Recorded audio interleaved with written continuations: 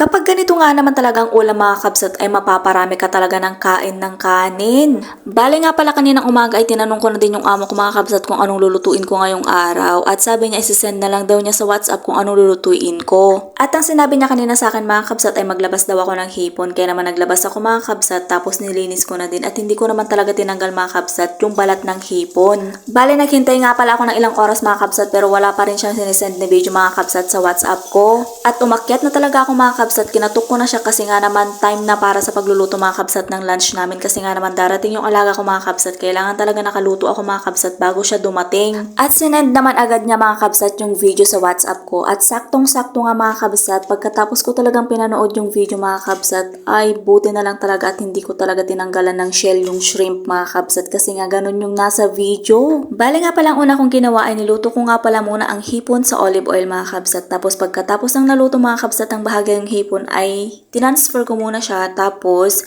naglagay ako ng butter and then naglagay ako ng ginger at saka bawang mga kabsat, tinadtad na bawang at saka ginger tapos naglagay ako ng paminta at saka paprika. At maglalagay nga pala ako dyan ng konting lemon mga kabsat. Sabi nga ng amo ko mga kabsat ay madali lang tong lutuin kaya naman 10 minutes or 15 minutes ay tapos na. At magdadagdag na rin pala ako dyan mga kabsat ng konting butter din. At pagkatapos ng mekos-mekos na yan mga kabsat ay idadagdag ko na yung hipon mga kabsat. Napakadali lang naman talagang magluto ng hipon, madali lang din naman siyang maluto kaso talaga ang paglilinis lang talaga ang pinaka-ayoko talaga mga kabsat pero no choice, ako yung tagaluto dito kaya ako din yung tagalinis. Sa paglilinis talaga ng hipon kailangan talagang isa-isahin kasi nga naman kailangan talaga matanggal yung pinakabituka talaga mga kabsat ng hipon kasi nga naman madumi yun. At bago ko nga pala i-serve mga kabsat yung hipon na niluto ko for today mga kabsat, ayan naglagay pala ako ng parsley. Syempre gaya-gaya tayo mga kabsat kaya kailangan natin gayahin yung nasa video.